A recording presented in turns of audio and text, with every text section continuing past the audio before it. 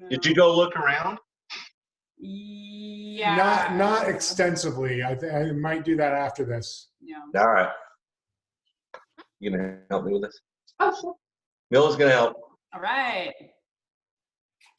Hi, Milla. Milla's put in a lot of sleep today.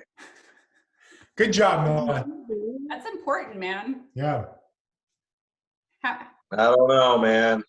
I'm sure she's just Nice outside. I think you got to get up and get out, or you're gonna get depressed. Well, the sun stays up until like 9 already, so 9:30. What do you guys know what we should have out in front of us right now? I guess all the stuff on the list. Potatoes, some spaghetti, a cob of corn. John, Some hair gel. John, stop. Yeah. No, that's what we have for us. That's Look, next week's. See, hair gel. All right, I'm going live, and it's just going to be this camera. No, I want the other camera. It's just going to be a live stream of me. You guys aren't going to be on it, unfortunately. No. That's okay. Because, all right, live. What's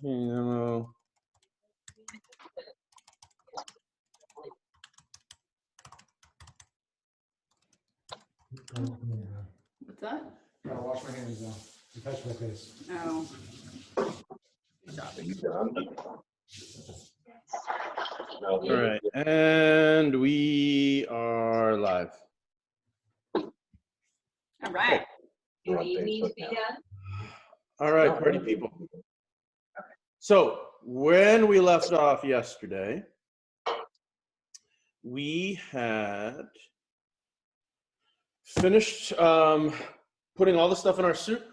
You guys were simmering your soups, not boiling it. And then your instructions were to remove the carrots when they were cooked.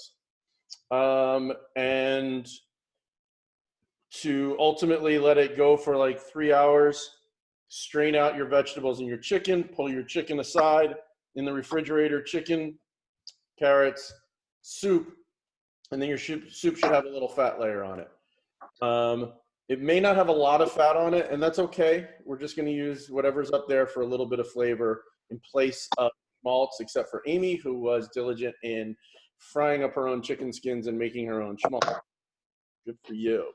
So we're going to start by getting ready to make the matzo ball. So what you want to have in order to make your matzo balls is a mixing bowl and a whisk or a fork. You're going to want to have your eggs, your matzo meal, baking powder, salt, and then the schmaltz. And I'll talk about the schmaltz in a second. But before that, let's get a pot of water boiling. You want a pot of water with a lid. Because how much water? I would say 2/3 of the pot. You know, get it so that like you're boiling a lot of pasta. And I'll show you in my overhead camera. If you forgot, the overhead camera has all of the stove work going on. But yeah, you want it deep enough to manage your matzo balls. So as you can see, I've got I think that's a 4-quart ish, and it's got about 3 inches of water, and I'm gonna put it on high and get it boiled. Adam, is this big enough? I can't see what you're telling me. I would go bigger if you have it. Okay, we're gonna do this. We have to. But you also need one for soup. So in the other pot on your stove, we're gonna ultimately put your soup to heat it up. So you need 2. In the pot with water, you're going to generously salt it. The salt of choice for me is the Diamond Kosher. Really? So this would something similar. Becca's got it. And you want to heavily salt it. So, you know, in my pot, I'm going to probably put like 3 tablespoons. It's kind of like pasta, because what's going to happen is your matzo balls are going to pick up a little bit of that flavor from the salt. They're going to absorb it. I used to cook my matzo balls in soup, and what I realized was that the matzo ball was absorbing too much of the soup. So you go to water and use a salty water, and with the schmaltz in the matzo ball, it has good flavor. Did somebody have a question? Yeah, how much water? In a 4-quart pot, I've probably put 3 quarts. You want to have about 3 inches of room for your matzo balls to boil and cook through. I'm going to put a lid on that, and now I'm going to get some fake schmaltz. So I'm going to take my soup out of the fridge. It's 32. And I'm going to skim off the little bit of fat that has solidified on top of my, so you see the fat layer right there? So I'm going to skim that from my soup. And we want about 1/3 cup. So what I'm going to do is take the smaller ladle here. I'm going to put it in a little bowl. And then I can drain off any of the excess soup that might get caught in this. So I'm just skimming it. I'm pulling it off. You can see it's coming off pretty easily. And then I'm just going to scoop it out. And that's my fake schmaltz. You can also scrape it off the sides when it sticks.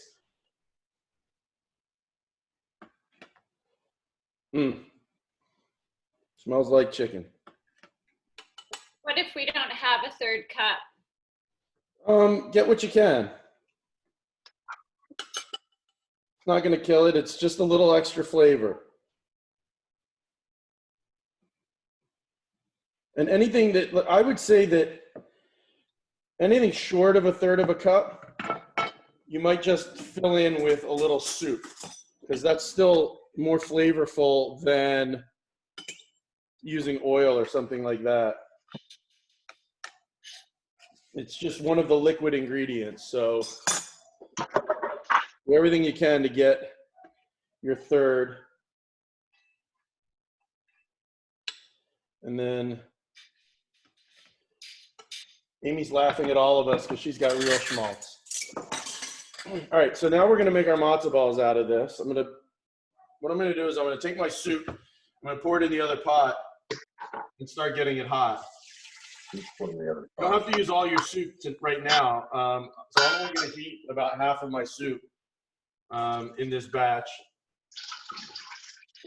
I'm going to turn that on. So I've got 2 stoves going right now. Soup. Use it all. And water. And I'm going to let those heat up. Okay, so in a large bowl, I'm going to start with 4 large eggs. Hold on one sec. Okay. So the recipe calls for 4 large eggs. Once again, in lockdown, I only can get medium eggs, so I'm going to use 5 medium. But if you have large eggs, then you just need 4. So you're going to crack those into the bowl.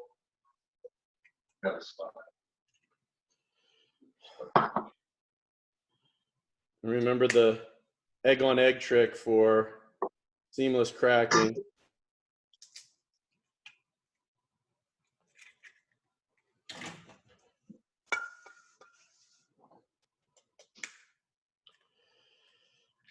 So the components of a matzo ball as a dumpling, there's 2 primary camps in the Jewish world.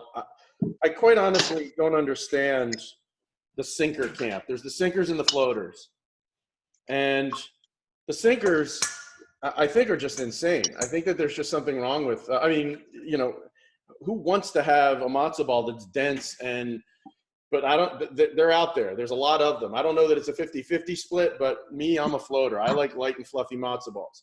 So the key to light and fluffy matzo balls is having an agent that's going to puff them up. There's a camp of seltzer, and that works, but I think that the the easiest way is through baking powder.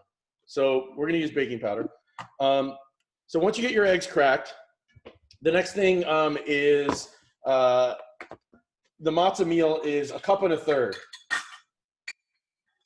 So my recipe is straight from, this isn't my recipe. I originally fell in love with the Second Avenue Deli in New York and discovered their cookbook many years ago. So my recipe is basically the Second Avenue Deli matzo ball.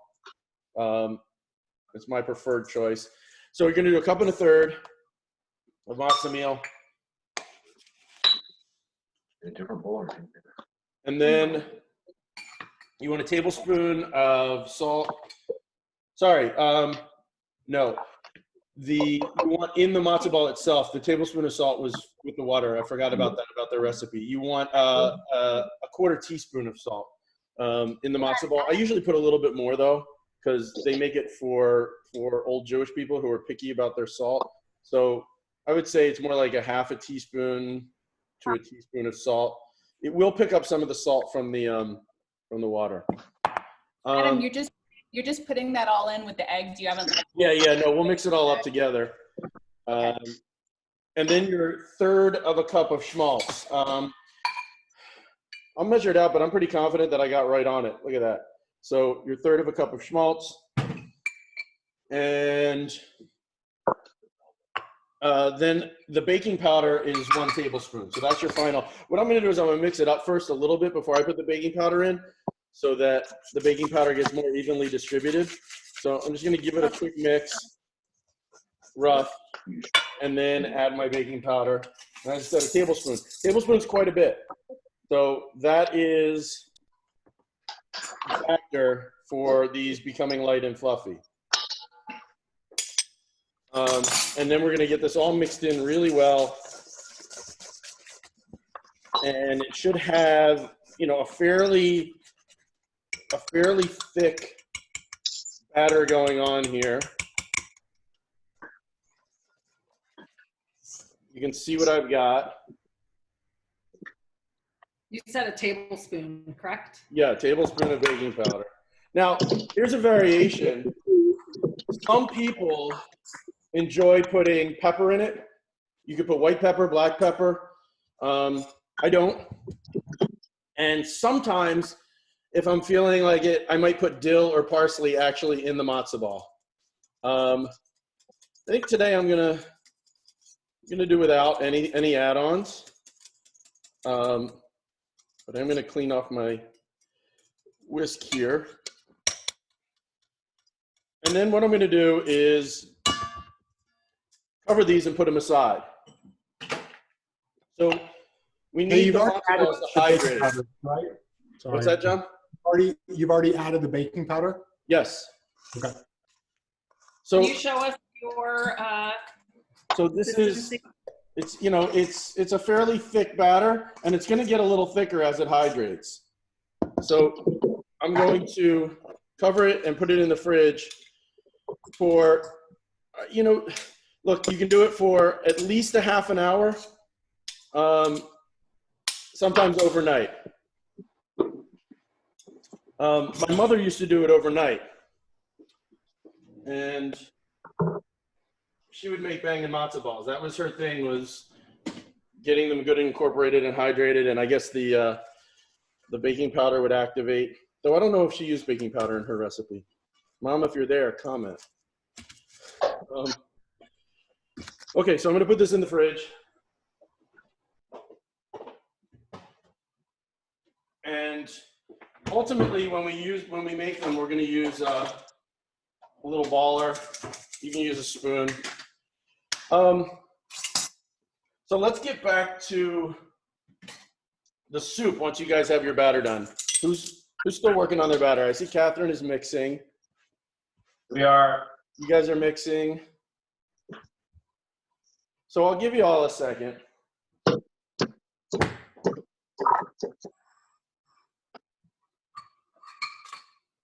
Tell us more about you while we're all finishing our work. Me. I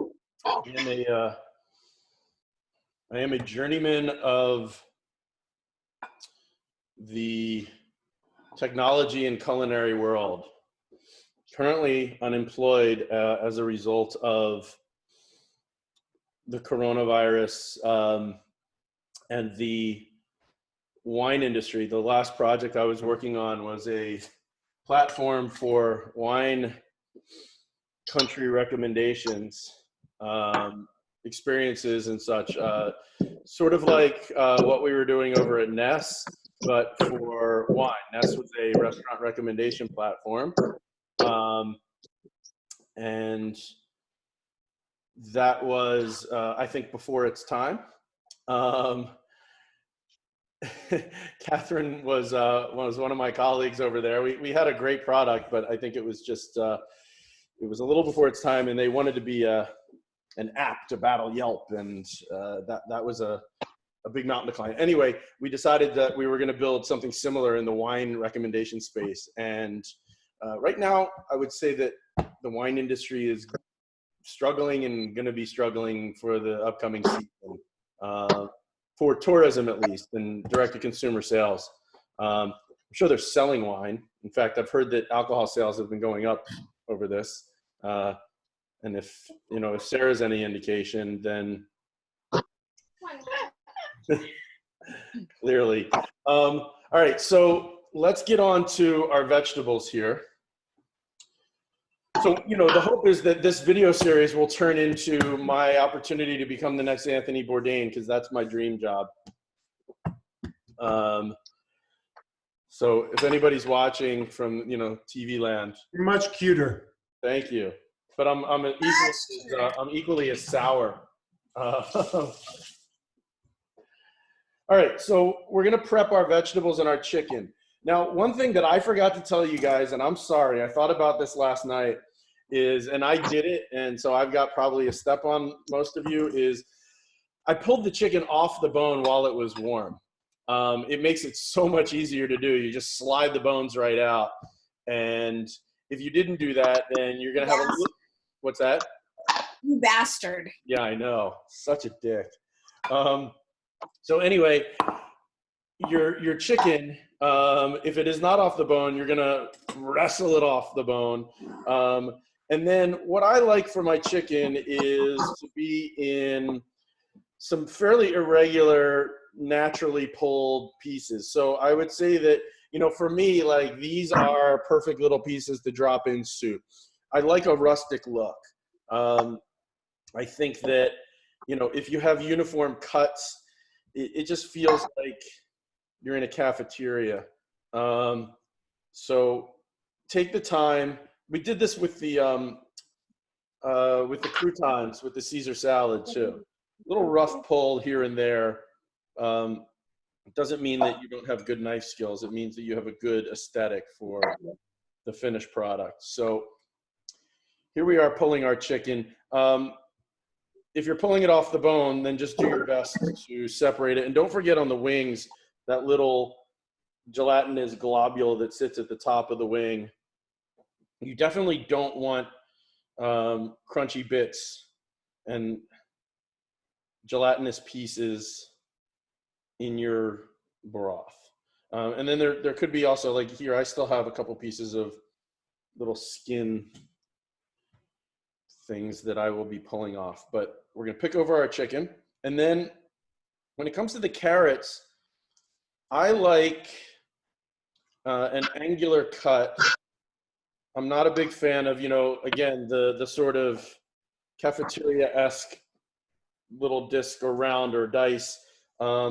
So I'll show you what I'll do, but I'm going to cut it on an angle so that you've got some fairly large and lovely pieces. Now, this chicken is probably going to be too much chicken for what you use in the amount of soup that you made, unless you're eating a lot of soup and feeding a lot of people. So, this amount that we made will probably serve, 10 to 20 portions.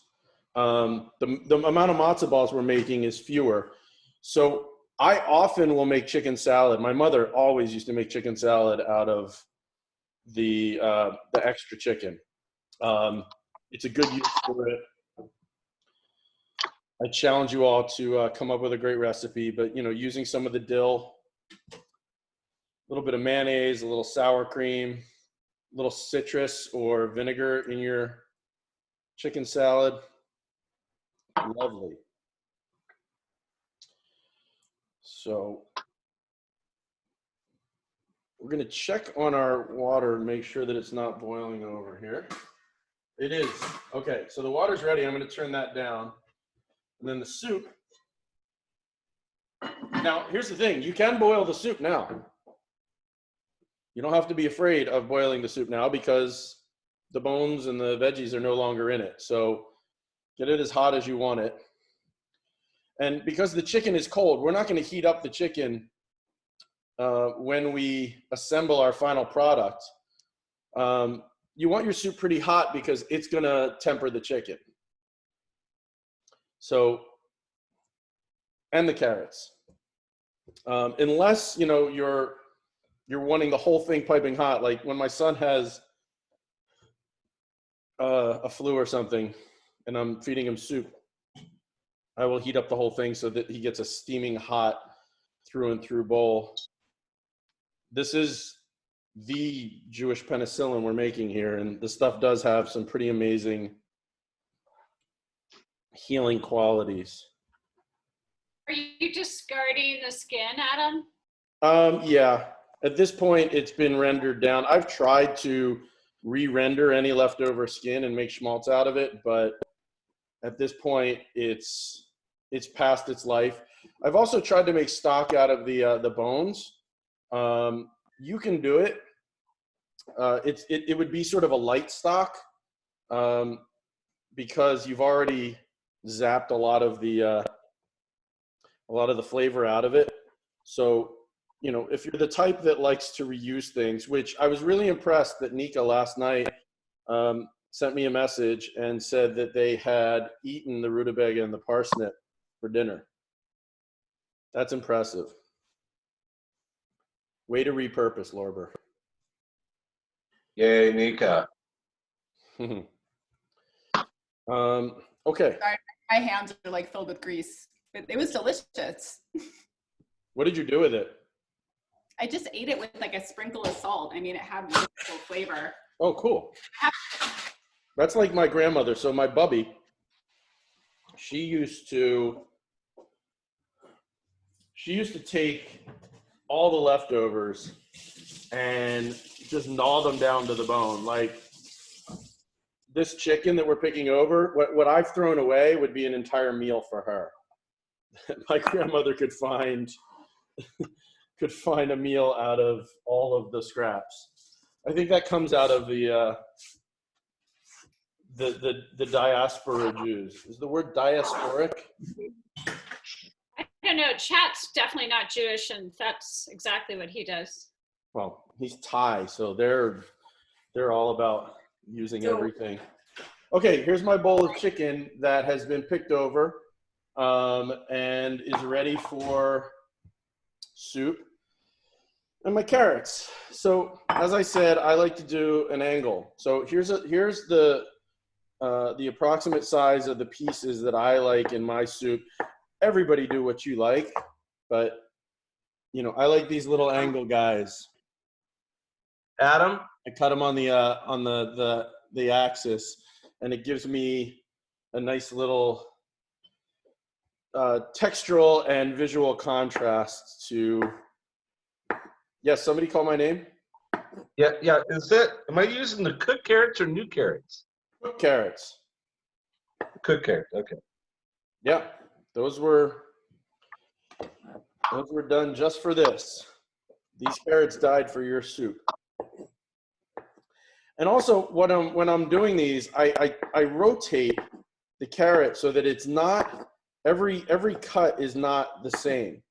I'm looking for me these little weird oblong multiple angle shapes in my carrots. I know that it's kind of particular, and again, what is your preference? If you want to do them julienne or diced or shredded or whatever the heck, that's a matter of preference. But you know, I think about the visual of things. That's, you know, the clear broth is It's one of those things, as we discussed yesterday, you know, doesn't have a taste difference, but there's an aesthetic, bit of bragging right that goes along with it. So that's that. If you are of the mind to have celery in your soup, this would be the time also to add celery. As I mentioned, never was a fan of celery in chicken soup, so I just don't do it. But if you've kept your celery and you're of the mind to enjoy celery in your soup, and you know, I have seen some people also take and dice up the rudabega and the parsnip at this point. You can make a vegetable soup out of it. And it would not be considered wrong or trife. Anything goes. Okay. Almost done on the carrots. And then we're gonna, yeah? When my parents got married, my dad didn't like chicken, and my mother was like, how can you not like chicken? And she discovered it was because his grandmother, who also came over from Europe, used to make chicken soup and then take the chicken out of the soup and roast it and have that for dinner. So when he was eating chicken, it was like this like tasteless, dry, roasted chicken that had already been boiled. Yeah, no, I do not recommend repurposing your chicken that way. Some people don't even like the chicken that we're using here, and they will take fresh chicken and roast it and throw that in soup. And I think that's a waste. I'm fine with the chicken that comes out of the pot, but some people are not a fan of it. It is, you know, it's a little chewy. I grew up taking pieces of this and just dipping it in mayonnaise. Don't judge me. Okay, so once that's done, we're gonna be ready to make our matzo balls. Now, it hasn't been a half an hour, so they haven't fully hydrated. It's not normally the amount of time, but for video purposes, we'll do them. They'll be fine. We can maybe take a couple more minutes and we can prep our herbs. So I'm gonna be ready a couple of herb bowls. So we're just gonna snip off some dill. Catherine, were you able to get matzo meal? Safeway? I actually just went to the other location of our small town store. Nice. Yeah. Congratulations. Thanks for the tips.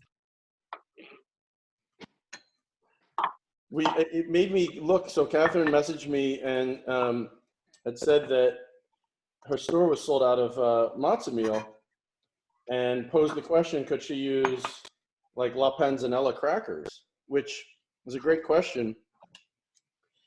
And I started Googling to see, you know, under extreme conditions, what people have been able to use. And I think actually it could have worked.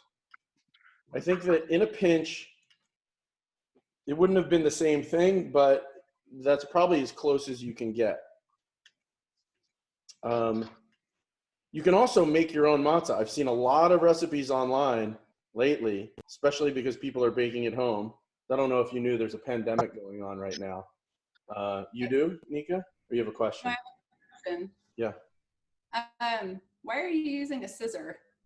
I always use a scissor for dill. I think it's you know, a nice, lovely way to get the size pieces that you want. I don't know where that came from, but I didn't use it all. it Yeah, works. I think what about for the parsley? Do you just chop that, or were you doing? Yeah, I'll just use a knife on the parsley. And do you do the stems too, or do you only do, because when I used to cook with Greg, sometimes, I think he said this was cilantro, he would just pick off like the ends. But does that, you know what I mean? Like just the leaf?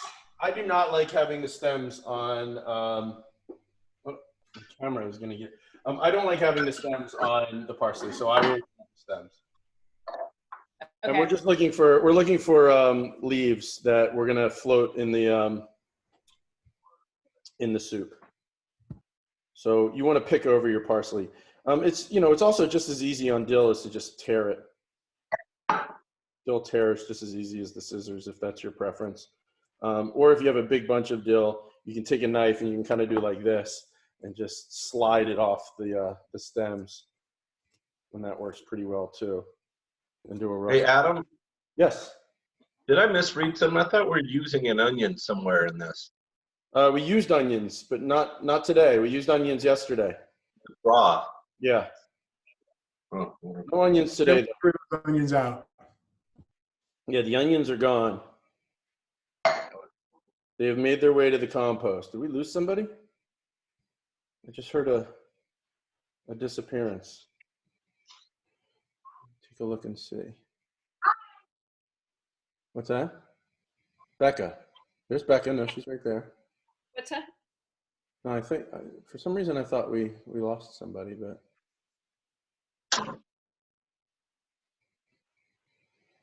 And Eric's still not here. I don't know what happened to those guys.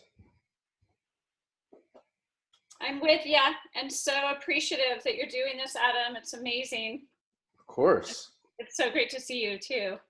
What else am I going to do, right? But I was saying the same thing, Becca. Like this is such a gift.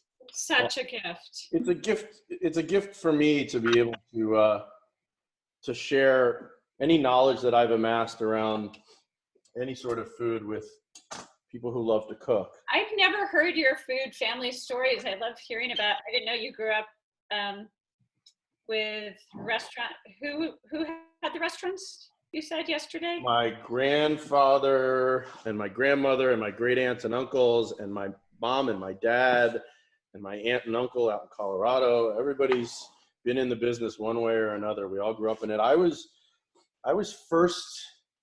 I mean, at a very young age, I used to go sit. Like if I was home from school sick, I would go to my mother's restaurant, and I would sit on an egg crate in her kitchen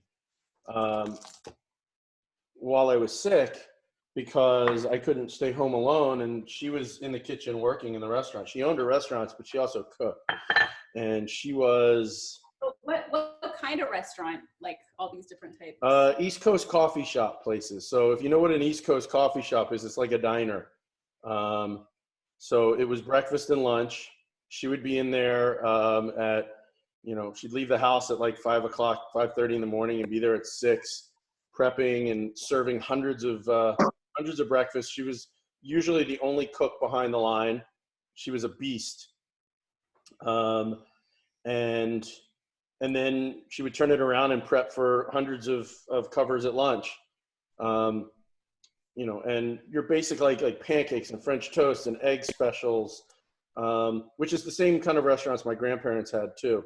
My father just sent me, last week, he found all of the old menus from our restaurants. And we had a lot of restaurants in the Atlantic City area. There were, I think he had, a half dozen different menus from various restaurants over the years.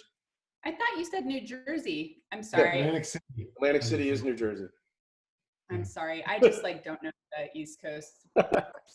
You're an East Coast Jew. Come on. No, my relatives are. I'm not. I'm like West Coast all the way. So yeah, the menus were pretty much the same, and the prices were interesting from the 40s to the 50s to the 60s to the 70s.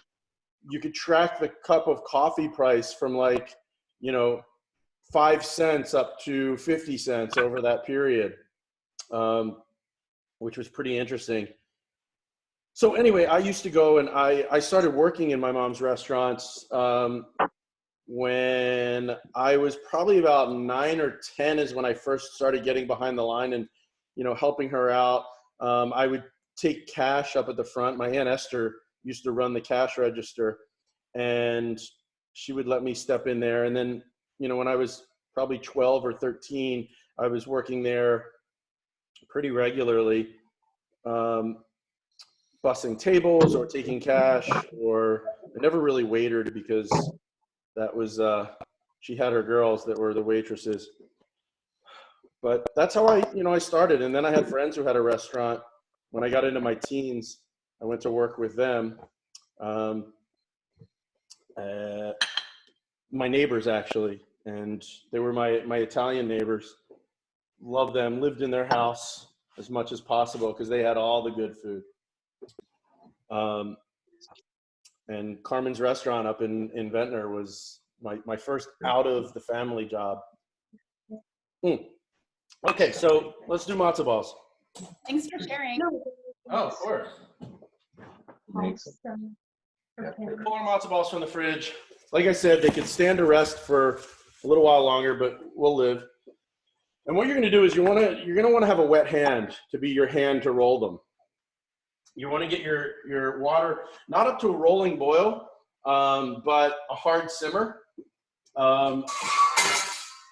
Because a rolling boil will beat them up. So get to a hard simmer. I'm going to pull out a baking tray to put them on. I think it's easier that way with a little parchment. You can use a plate, use whatever works for you to be a receptacle to hold them while you're working on them. And I'm going to use the scooper. And here's the thing, you got to remember with the size of these, oh, my scooper doesn't have a working plunger. With the size of these, you're going to want to remember that they're going to about triple in size. So this size of a matzo ball right here, which is a golf ball, will be like that big. It's going to be twice the size. So I'm probably going to go a little smaller than a golf ball. And then I'm just going to roll them into nice little round balls. Okay, so that is, like I said, it's going to triple in size. That's a nice size. If you like your matzo balls bigger or smaller, by all means. I could take a measurement. If you guys want an ounce measurement so you can compare, I'm happy to do that. Let me get my scale. You have a piece of parchment on that pan? I do, just so it doesn't stick. My matzo ball that I just rolled is 29 grams. So if you're looking for a raw matzo ball measurement to compare, that's your call if you want to even get that. Yeah, we're Americans. How many pounds is that? Come on. 29 grams? I don't know. I only deal in grams. Don't answer that. Okay, so we're going to roll our balls. And then once our water comes up to temperature, we're going to start dropping them in. And you can see this amount actually makes a surprising number of matzo balls. You would think that, a cup and a third of matzo meal wouldn't get you that much, but it does. And proper storage of matzo balls. I'll talk about this because once we present it, I'm not going to go too much longer after that. But proper storage, after you cook them, what I would do is take them out of the water and obviously serve ones that you're going to use now. I put them right in the bowl. I don't necessarily put them in the soup. Unless I'm going to a party and then I'll take like a whole big thing of soup and balls together. But I'll put the matzo balls in a deli container in like the black squarish deli containers, and with no liquid in them, and then cover them and put them in the fridge, and then just drop them in soup when I'm ready to reheat them. I also have this weird fetish for taking a cold matzo ball and slicing it into thin slices and putting a little sea salt on it and eating it cold. I've never heard of another human being doing that, but it's damn if it isn't tasty to me.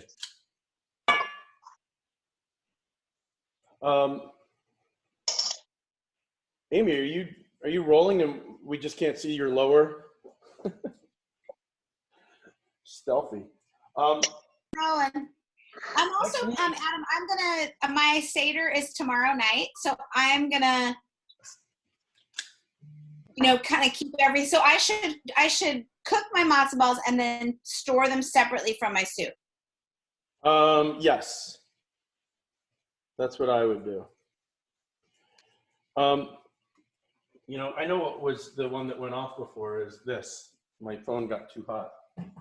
So we'll just leave the overhead. I don't think there's anything you need to see in the overhead today. Maybe when the matzo balls are steaming. But what you want to get when the matzo balls go in is they should float after about 30 seconds to a minute. So you want it to be, a little rolling simmer, which is going on right now with mine. And then, could you freeze them at that stage? Lucy, good question. I wouldn't. I mean, I don't know. Maybe you can. I've never tried it, but it's so easy to make that I would just focus on doing them fresh. That was a Facebook question from Lucy. What did you want to see pictures? Go ahead and drop them in. Yeah, we can drop them in. I'm just gonna do it together once I finish them all. You guys finish rolling yours? You're faster ballers than me.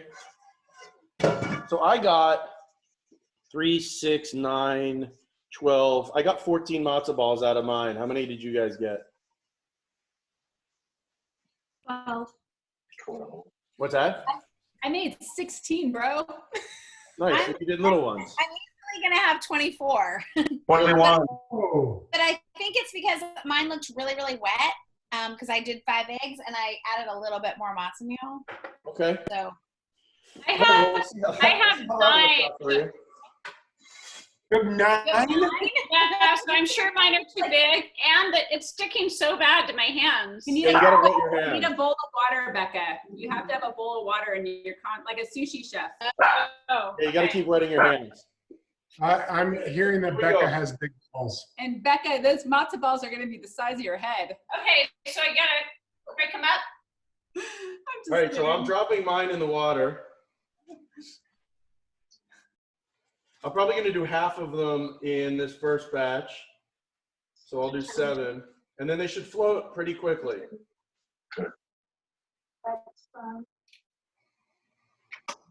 And then once they float, and you're making sure that they're all good, then what I'm gonna do is they sit at the top, so it leaves the top exposed. So I put a lid on it to make sure that they steam. And we let that go for some time. Now, the matzo balls. You're putting all of them in, right? Obviously, What's that? you're putting all of the. No, I matzo only ball- put about half of mine in this first batch. Oh, I don't want to crowd the pan too much, and I don't want to also bring the temperature down too low. So now here's the thing: the matzo balls will take about 20 minutes to cook, maybe a little bit more. So we can keep talking so that we get to a place where we can do a final dish. I know that this one drags along, but oh wait, Lucy has another question. So mine made such a, I Kelly don't know, got it's just such 12. a mess that I don't think I can break them up because they're just so sticky. Okay, did you overhydrate them? Did you put too much of some sort of liquid? And if so, add more matzo meal. You wanted them to be formable into a ball. So if not, pour them all back into the bowl. And let me see your They're balls, but I think they're just too big. And when I try and handle them, they're just so sticky. yeah, maybe put them back in the pan or in the bowl and add a little more matzo meal. Mix them up. Add like a quarter cup of matzo meal. But I have a tip. You just have a bowl of water, like, because that's if you're. Well, no, I know that they stick to your hand, but the problem is hers are really loose. Like, I don't think there's enough matzah in them. So it could be, you know, obviously they stick to your hand a little bit, but if you've gone too loose, and it's hard because everybody has different size eggs. So you kind of got to get a feel for what the texture should be, but it should come together. I mean, look, this, I'm going to turn down the heat a little bit on this. This, Becca, you know, this doesn't stick to my hand after it's been rolled. It's pretty firm and solid. So. Oh yeah, that's really different. That's totally different. Yeah, so you want to add a little bit. Look at Amy's. I'm going to try to fire the overhead camera back up because I want you guys to be able to see. Did you say not to let the water with the matzo balls boil? Or I know originally you No, said it can like it can boil a little bit. You just don't want it to go like. So keep it relatively low on the simmer. Let me join this thing again. So, oh, and I got to notice, I didn't tell the Facebook people that we had a technical glitch that Zoom was just not allowing to join in Facebook directly. So I started a Facebook Live that was just me on the camera. So you're not getting the full Zoom experience on the camera and missing all the lovely people that I'm talking to. And I apologize for that, but it's Facebook's fault or it's Zoom's fault, but it's not my fault. Sorry.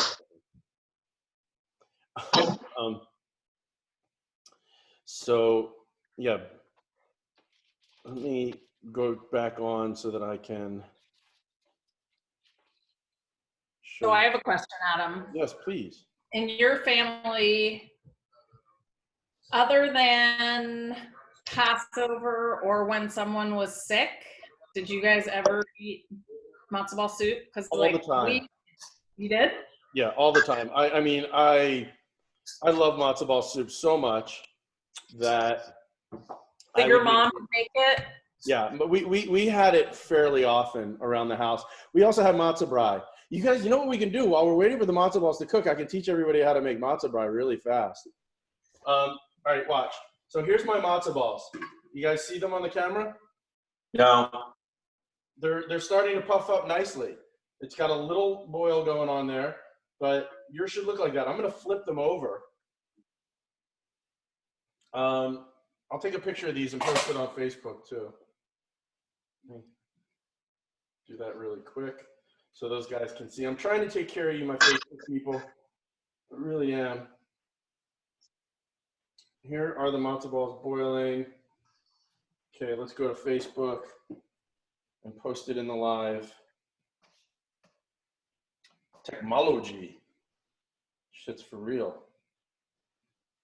Okay, in the comments, I am putting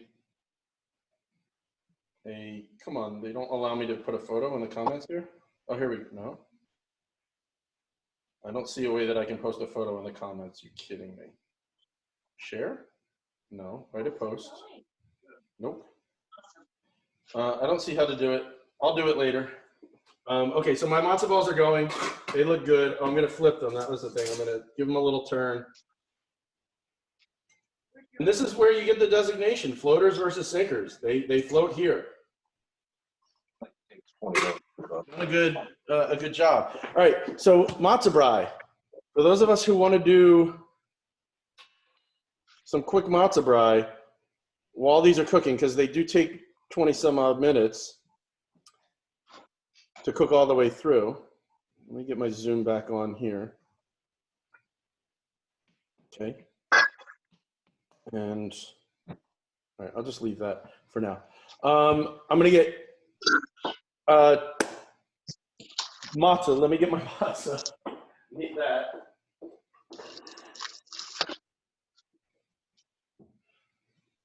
Where are you? So, you know you're in a good Jewish household when you've got the Yehuda monster case. I am totally doing that next year because my children just slather them with butter and eat them for a snack, and I run out when I need stuff. To me, Yehuda is by far the best brand. I think they make a more rustic type of a matzah versus Straits or Manischewitz. And I love it. So I usually do. I don't have whatever. I don't have that. Are we meant to have that? You don't have matzah? I don't. No, you don't have to. You could use matzo farfel. Do you have extra matzo farfel? Yeah. If you want to make this, this is just, this is a little add-on while we're waiting for the matzo balls. Okay. At what time should we flip them? Kelly, just, gradually a couple times throughout. And Big Ed wants, yes, please, matzo bride. Okay. So, Wait, hold on. Wait. Before you get into the matzo ball, Adam, I noticed that my balls are getting a little bit like. Sorry, I just can't say that without. Can't say balls. They're just kind of like starting to break up a skosh. yeah, then you need to make them tighter. If they're too loose like that, then you have the same problem as Becca, and you need more matzo meal in your balls. They're not. They're holding together, but they're just getting a little. Like a couple of them have cracks in them. Well, I'll show you what mine look like, and this is what they should look like. Let's go to the video again. So that's what mine look like. So Yours look very similar. I think mine looks similar, but there's so much. then just leave them be, and we'll see how they go. I guess my question is like, should I not overturn them? Like I would just leave them be. Yes, just let them be. Okay, so general rule of thumb: get some hot water going in your sink. You're going to take your matzah. I usually do 1.5 pieces for my own individual portion. I think 2 pieces tends to be too much for me to eat.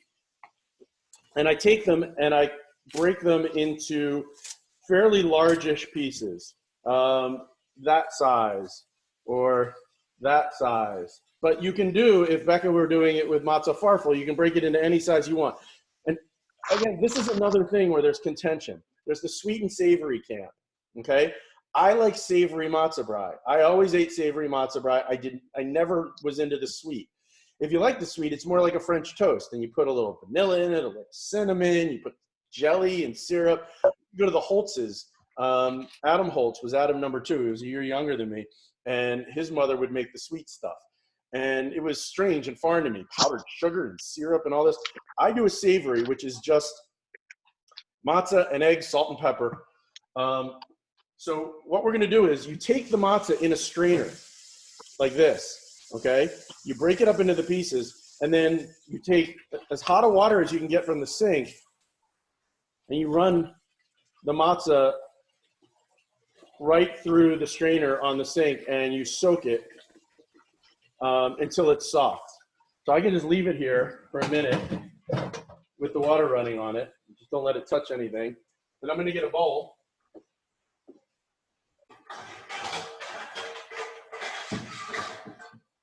And I'm going to beat 2 eggs into that bowl while my matzah soaks. Some serious bonus stuff going on here. But what's anybody else got to do with their day? But wait, there's more. But wait, there's more. Next, we're going to poach some gefilte fish. Okay, so I'm gonna mix up these eggs. Anyone who actually does that from scratch is like a saint. I've done it. Oh. So 2 eggs, 2 pieces of matzah, and I'm gonna wait till it gets soft, and then I'm gonna get out a nonstick frying pan, sort of a medium size.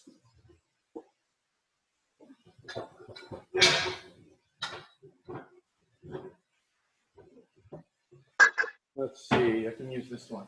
I'm gonna check my matzo balls. They're looking beautiful. They're puffy. I can smell them. I can smell the schmaltz. They'll be done soon. So I'm gonna take the soup off the burner just for the to make this matzo fry. And by the way, we called it fried matzah growing up. There's certain parts of New Jersey and the East Coast where it's called fried matzah, not matzo. Should it fry. still be running under hot water? So it's done under the hot water, as you can see right here, and then I'm just pushing the water out of it. the back of my hand, straining it, and it should be soft and forgiving. Now, somebody recently told me that they do it and they just put the eggs, they put the matzah right in the eggs without soaking it. And I don't see how that works. It doesn't add up to me. So then I drop the matzah into the egg, soaked like that, and then I let the egg get absorbed by the matzah. Growing up, we always did 1 large egg to 2 pieces of matzah. I do 2 eggs to 1.5 pieces of matzah because I like it a little more eggy. You can play with your proportions. If you were going to make it sweet right now, you'd add sweet stuff. You could add sugar, cinnamon, vanilla extract, any of the above. So Adam, we do the savory, and then when you eat it, we have jelly and like sour cream. So it's like a little savory and sweet. there's so many different variations. It's crazy. So I'm taking a fairly substantial tablespoon of butter and then a little bit of canola oil. So I do both canola and butter. The canola is to give it crisp. The butter is to give it flavor. So I'm going to let it soak up here. Then I'm going to hit it with some salt. You said canola and butter, sorry? I use canola oil and butter, yeah. And then salt and pepper in the batter. So this is what it looks like before it goes into the pan. And get it nice and mixed. And then I get the oil and the butter going. I get a nice sizzle from the butter, and I put it on a pretty high heat because I like it crispy. That's the other thing. So you go to Wise Sons over in the Mission, and Evan makes a really lovely version over there, but it's more like a scrambled egg. He does smaller pieces, and he whisks it, and he doesn't do it till it's crispy, and I love that. I do that every once in a while in my house. So I would take it at this point. I'd probably make the pieces a little smaller. I'd put it in here, and I'd make it like scrambled eggs, and as soon as they're done, pull it off. The way that I usually do it, though, is I put it in hot, I spread it out a little bit, and then I let it start to really crisp up. So I do two sides. What's up, Tommy? Hi, Adam. What's up, BH? How are you? I'm well. Tommy is our matzo ball maker in our family. Tommy's the matzo ball maker? Yeah. Nice. Well, we're doing a little quick tutorial. The matzo balls should be getting pretty close to being done now. What I might do is, I might cut one open, but let's just finish this matzo ball. So it's on high heat. I start to mix it up a little bit, or break it up a little bit, so that I can get unique pieces when I flip it. And I'm going to let it just go for a little while and get crispy on the bottom. Does Tommy make it crispy?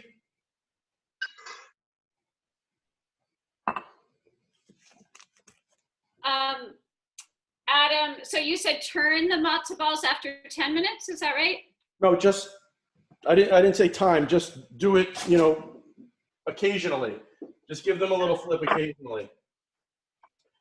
I'm thinking these are done. I'm gonna pull one out, and I'm gonna cut it open for you guys to see what it looks like in the middle so that you have a gauge of what it should look like. So, yep. So what you want is a nice, light, airy texture that isn't dense in the middle. See that? That is a perfectly cooked matzo ball. It's not harder or raw in the middle. So these are done. I'm gonna pull these out and put in the second batch. So what I'll do is I'll get a larger bowl and I'll just put all the matzo balls in the larger bowl while we're waiting. You could put them right in the soup right now if you were inclined. You don't want to overcook them too much, so you kind of have to pay attention, because that's when they'll start falling apart. But these are perfect matzo balls.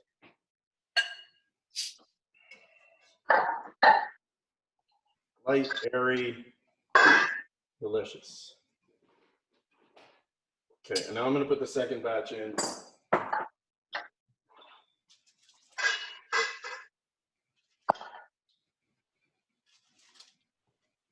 And you see the size difference. I mean, this is what we started with, and this is what we ended with. So it's almost triple in size. Hey, are you drinking unruly rosé? I am. Cheers. Are you drinking the same thing? Yeah. Nice, cheers. I just cut mine open and the inside almost tastes like delicious hot bread, but it's like, it's not, and then the outside is kind of like fluffy. Is that the right? So good. Okay, so now my matzah is fried and crispy brown on the bottom. You see that? So I'm just gonna do a flip over the sink. I don't wanna get it on everything, but I do a flip over the sink. And then I have like one big cake, and then I'm gonna break it up into smaller pieces. With my fork, where'd my fork go?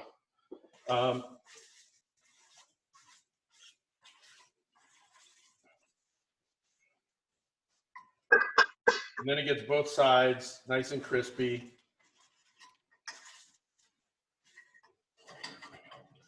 And then I prefer to finish it with a little sea salt. Okay, so that's almost done. I'm going to assemble my final matzo ball soup, and then we're pretty much done here. So let me get a bowl. Again, if you were doing this not for Passover, or if you're not Jewish and you don't care, then any kind of egg noodle, wide, thin, cook your egg noodles. Yes, Nika. Where did you say you put the matzo balls in? Want to kind of like store them after you took it out? I just put them in a bowl off to the side. Thank you. Okay. Mine are just there. So now what I'm going to do is I'm going to assemble my soup. I'm going to take a couple matzo balls. I think, you know, a good portion is 2 matzo balls per person per bowl. And I'm going to take some carrots. I'm going to take some chicken. And then I'm going to add some broth, which has been cooking on the stove all this time. Did you season your broth yet, Adam? Oh, no, I haven't seasoned my broth. Very good point, Sarah. Thank you. We need to salt our broth. So this is totally to taste. Take your salt, your kosher salt. Go to your pot. Here, I'll bring my pot over to us. And the color is amazing. It's beautiful golden color. I can actually show you in a glass. If you want to see the, I'm going to turn off the matzo ball because that's pretty much done. You can see very clear, very golden. That's the color I like. So what we're going to do is salt it.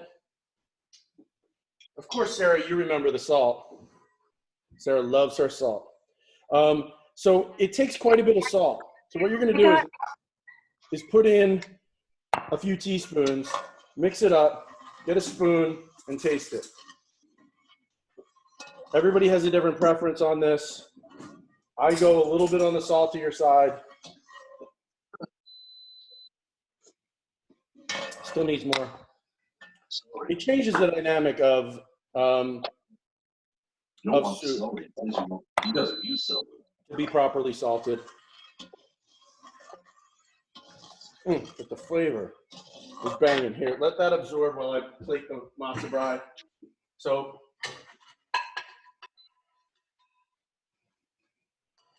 here's the matzo ball, the way I like it,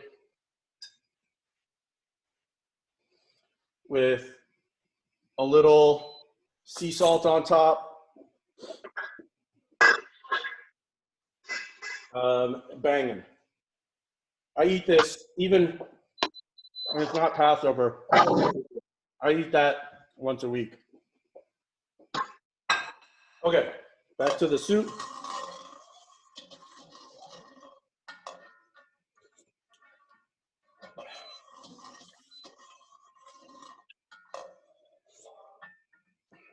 It's almost there. I would say just a little more. I probably put the better part of a tablespoon.